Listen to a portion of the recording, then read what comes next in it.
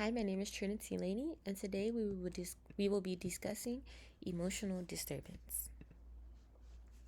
So, what is emotional disturbance? Emotional disturbance is when a student shows one or more of the following characteristics over an extended period of time. So, this could be the inability to learn that cannot be explained, the inability to build or maintain relationships with peers and teachers. So, this could be having trouble connecting with their peers or having conversations with their teachers. Inappropriate behaviors or feelings in normal circumstances, so they're not behaving appropriately in a school setting or in public. They could be unhappy or depressed, and they can have a tendency to develop physical symptoms or tears because of personal or school problems. And here we have a really big one, which is schizophrenia. And schizophrenia is a very severe form of emotional disturbance, and it's not as common, but we will touch on that in a later slide. What causes emotional disturbance? And what is an emotional disturbance evaluation? So, the cause to emotional disturbance has not yet been discovered, but there have been factors that were researched to have been linked to being a leading cause. So, this could include hereditary. So, is this passed down from generation to generation? Brain disorder, is it linked to one's diet? Can stress be a factor? Or even family. However, although these have been thoroughly researched to date, they haven't been proved as leading causes, and research is still being conducted to find the direct cause of emotional disturbance. So, what is an emotional disturbance evaluation? At an emotional disturbance evaluation, the child and the parent attend a clinical interview with and consult with professionals. So this could be the teacher or doctors. There are also objective tests that include rating scales, self-reported personality, and measuring functions of the family. So this is where we get back to here. They're going to measure how your family functions. Is there anything that the family is doing that could be triggering this emotional disturbance? An assessment of early temperament is also conducted where professionals find the history and psychological stressors of the child. So we're going to go back and we're going to do tests and we're going to find out what in your past could be linked to emotional disturbance. Lastly, projective tests are designed to provide insight about the unconscious processes that could be influencing the child's behavior and emotions. So, after all of these are conducted, the doctor is going to create a test that is specifically designed for the student that would try to find the unconscious processes. So, this could be something that the student doesn't even realize is affecting or causing their emotional disturbance, but it is. Teaching strategies for emotional disturbance. This is a really big category right here. So we're going to start with number one, having routines. Having a consistent routine is important because it gives the students specific ways to complete certain tasks throughout their day at school. The Department of Education states routines should be established in three big settings, which include classrooms, the group setting, and during transition. So the Department of Education said teachers should really focus on having these having these routines in place during these three categories so the student knows already what is expected of them so they are not blindsided. Um, Teachers should also plan to ignore. So the Department of Education encourages teachers to ignore minor inappropriate behavior. So this could be talking out of turn, cutting off their students, tapping their pencils, or just being a slight distraction, but it's not causing too much of a distraction where the lesson can't continue. This is because students with emotional disturbance often behave this way to gain attention from their teachers and classmates. So when they aren't getting the attention that they want because the teacher has already planned to ignore, hopefully they will stop this behavior since they aren't getting the reaction they were seeking for initially. This can also be used when a student refuses to complete a task. We can ignore that behavior as well. Having incentives is an amazing way to strategize with students for emotional disturbance. The Department of Education suggests that teachers reward students with prearranged activities or privileges when they follow instructions. So this could be being helper for the day or extra time at the computer, anything of that sort. This encourages the student to continue the positive behaviors they're displaying because those students will want to keep receiving these incentives. So they're going to keep displaying positive behaviors in the class because they know it is linked to receiving an incentive. New research about emotional disturbance. So the CDC examined how often parents reported their children to be diagnosed with mental, behavioral, and developmental disorders. So this is also referred to as MBDDs from 2016 to 2021. The results found that MBDD's occurrence amongst children 3 to 17 years old increased from 25.3% to 27.7% from 2016 through 2021. The specific increase were in areas mostly involving anxiety, depression, learning disabilities, developmental delays, and speech and language disorders, which are all linked to emotional disturbance and could be side effects to emotional disturbance. Each year, more parents of children with MBDDs also reported poor mental health. So here we have some statistics. So 14.7% of parents reported that their children had poor mental health, and those children had MBDDs, whereas 5.7% reported having poor mental health, but they don't have MBDDs. And 21.6% reported having economic stress, whereas 11.5% reported having economic stress but do not have MBDDs. So here we can see that students with MBDDs have a much higher percentage of these two categories than children with no MBDDs. So the CDC concluded that before COVID-19 pandemic, more children were being diagnosed with certain MBDDs, but since there's such an increase, they suggest that more action needs to be taken. So these actions can include training doctors and healthcare workers to better handle children with mental health issues. So this could be just having doctors not prescribe them with what they think they could have mental health issues wise, just based off one conversation, but performing multiple tests to see what these mental health issues are linked to. Improving prevention and treatment programs that the child that can help the child before the behavior gets worse. So this could really be having therapy sessions with the child, coming up with ways the child can express themselves and get help before their behavior progresses into more threatening behaviors, you could say. And increasing fair policies that ensure families have financial stability and equal access to mental health care. So it's hard for families who do not have financial stability to get their children diagnosed because they can't afford the doctor visits, they can't afford the tests. So we have a lot of students walking around with MBDDs and they don't know. And oftentimes, they're subject to labeling within the school system and even corporate America. So we want to have fair policies that allow families to get their children the test they need to see if they have MBDDs so they can get the accurate help needed. We're going to watch this video to see what emotional disturbance looks like in students. Emotional disturbance. What is this, and how do you know if your kid has it? This is Neurodiversipedia. Let's talk about it.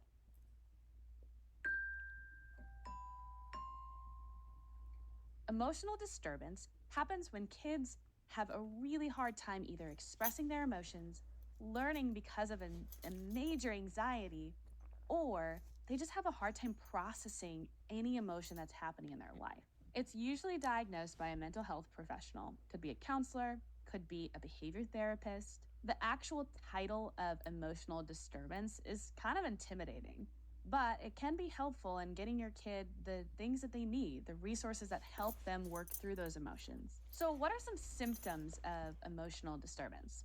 Well, it could be them withdrawing from community. It could be them having actually a really hard time learning. It could be a physical aggression because of the anger or the anxiety that they feel. This could be because of past trauma, but it also could be because their senses are overloaded. Maybe they have a sensory sensitivity to something. Communicating big emotions, let alone regulating them, is really challenging for any adult. But for kids, if you teach them how to do it at the beginning, it'll set them up for success later on. We have an emotional regulation app at Goalie called Mood Tuner. It actually helps kids use the zones of regulation, so red, yellow, blue, or green, that's how they're feeling. And then we actually give them exercises based upon how they say they're feeling. So think taking deep breaths, or going on a walk, or dancing. Having emotional regulation skills is a really important life skill to set your kid up for success and help them be independent. Did that help you understand the term? If yes, give us a thumbs up or So why is this video useful? This video could be used by educators and even parents to identify early signs of emotional disturbance within the student, so they can react in a timely manner. This can also help professionals that have a focus in child psychology or even social workers, so they can also better understand emotional disturbance in children, so they can so they can conduct more effective assessments. Oops. Okay. So we're going to watch this video to see how we're going to teach students with emotional disturbance. Hello and welcome to Teachings in Education with Frank Avella, Emotional and Behaviorally Disturbed Students. We'll begin with an overview of working with EBD students. EBD students are the ones that are abandoned by other teachers and educators. Classroom teachers really have to be on their game when it comes to working with these students. EBD students require more time and effort than most students. The reality is that these students are very difficult to teach.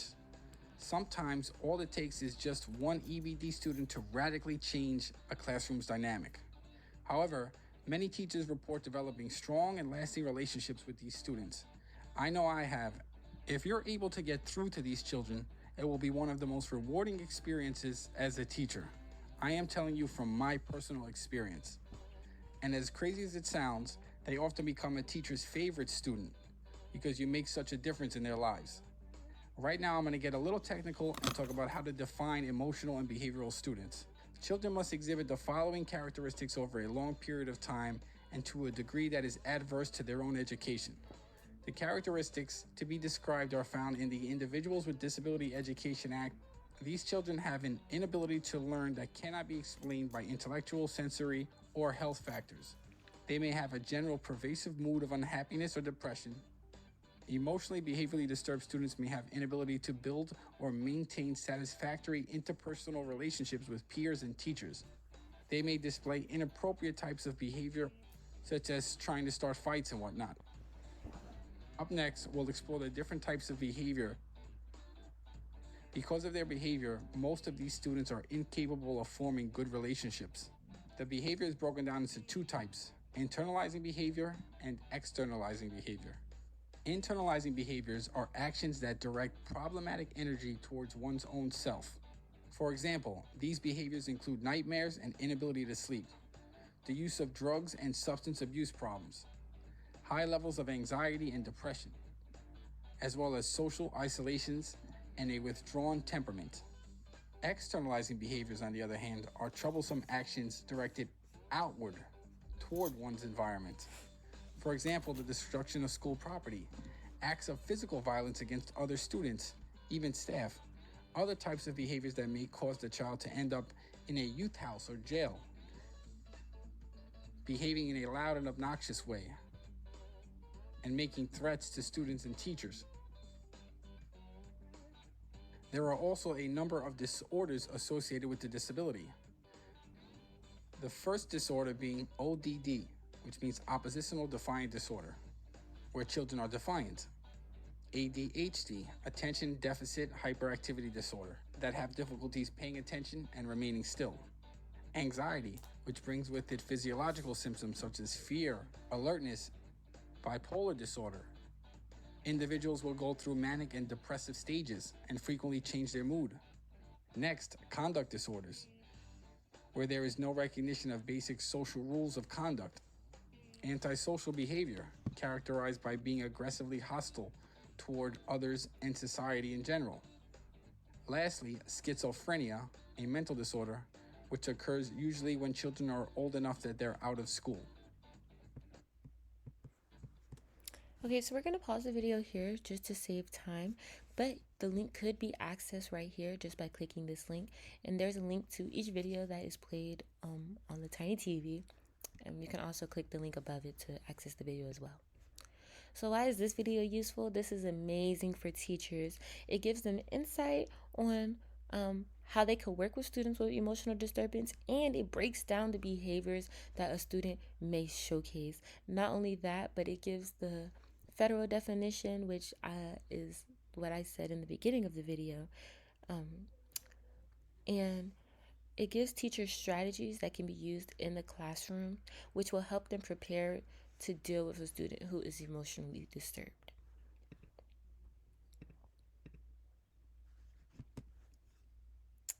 Okay, so we're going to watch this short video to see a first-hand account of a student with emotional disturbance.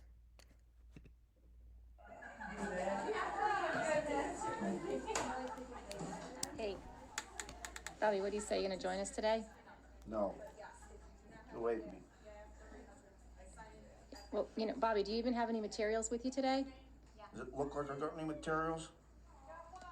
Okay, I'll tell you what. I'm gonna give you some paper here, and I'm gonna give you a pen, and if you want, you can use that. All right? No.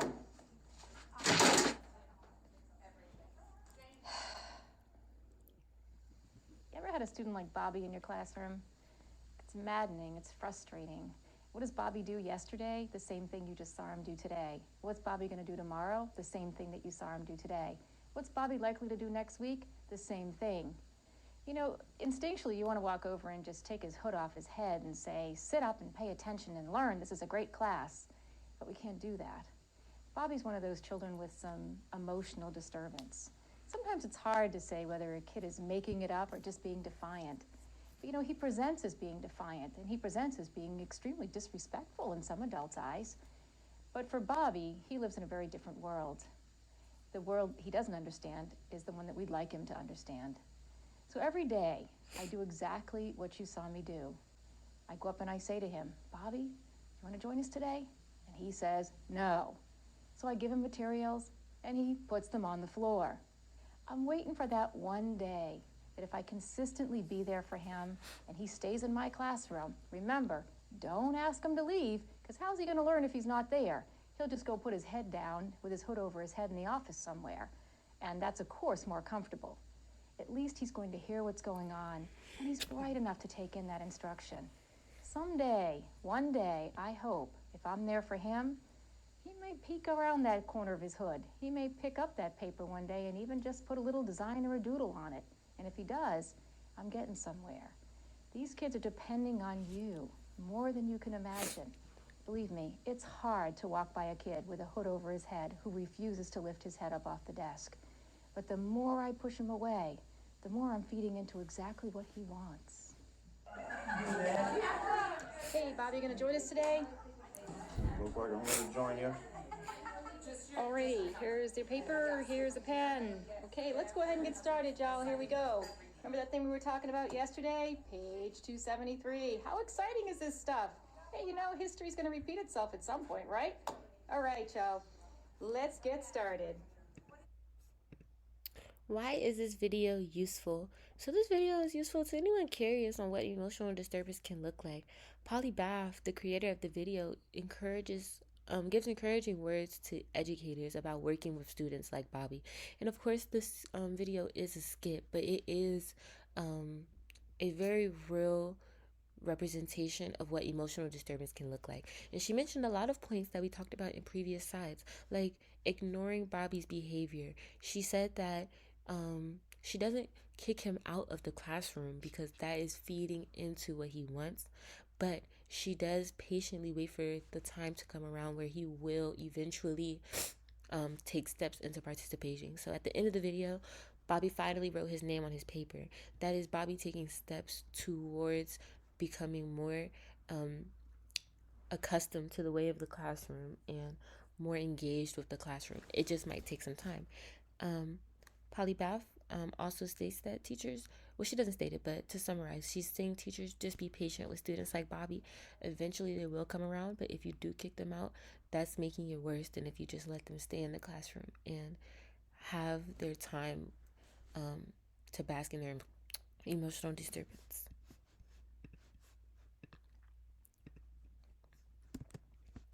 Characteristics of emotional disturbance. So we have hyperactivity right here. She's very happy. This can include having a short attention span, impulsiveness, fidgeting, or even daydreaming. We have aggression. He's angry, acting out. Um, could be the student could be fighting, screaming, or even teasing their classmates. And then we have withdrawal. So her right here, she's very sad. She's very standoffish. So this can be not interacting with others, an excessive fear or anxiety, refusal to participate in class, or even spending an excessive amount of time in the quiet area of the classroom. Interesting facts about emotional disturbance. Okay, so emotional disturbance is very closely related to children to having ADHD. So the hyperactivity that we talked about in the previous slide, many children with emotional disturbance have hyperactivity just as students with ADHD. Demonstrating these impulsive behaviors that are similar to one seen in ADHD is not uncommon when students have emotional distress. Um, it is possible for emotional. I mean, I'm saying yes. It is possible for emotional disturbance to be internalized by eating disorders. So a lot of times in teenage girls, we see emotional disturbance that is internalized with their anxiety, and sometimes they will starve themselves or even make themselves throw up. So like the second video we watched talked about, these internal factors could be a lack of sleep, a lack of eating, even eating too much. There's many ways that one can internalize their emotional disturbance, which could lead to them acting out in the academic setting or displaying one of the characteristics that we saw. And here we see schizophrenia like we saw in our second slide. So it's an extreme form of emotional disturbance, but it is not common for schizophrenia to occur. When it does occur, there has to be extreme measures that must be taken. And children often end up in special hospitals and educational settings if they do show signs of schizophrenia. Here we have our beautiful infographic. So in this infographic, it's talking about the key differences between autism and emotional disturbance. So first we have developmental and behavioral versus behavioral focus. So autism spectrum disorder primarily involves developmental delays in social communication and behavior, whereas emotional disturbance focuses on emotional and behavior disturbances that may occur later or be triggered by specific life events. So ASD is really just bound to happen if it is in a student, but ED is more triggered. Nature of social difficulties. So individuals with ASD typically struggle with understanding social cues. So they might not understand, like the saying, read the room. It might be hard for a student with ASD to read the room and communicate with with their social peers. Unlike children with ED, they may have more varied responses when communicating with their peers and showing their emotions. So they might get overwhelmed and they might become aggressive, students with ED, whereas a student with ASD might not even see that. Okay, let me say this again. For example, if a student with ASD is talking to someone and they don't realize that the person is uninterested, they won't pick up on these social cues. But a person with ED will be able to pick up on these social cues, which can lead to them to have these emotional responses. So that's when they can become aggressive or they become standoffish because they're able to read these social cues. Range of symptoms. So ASD symptoms are characterized by a wide range of restricted and repetitive behaviors and interests, along with sensory sensitivities. ED encompasses a broader range of emotional and behavioral symptoms, including anxiety, depression, aggression, and impulsivity. So while ASD has a wide range of repetitive behaviors, they are restricted, whereas ED is more broad. These emotions can be more broad and they can be more, how do you say? They can be more unexpected. Diagnostic criteria.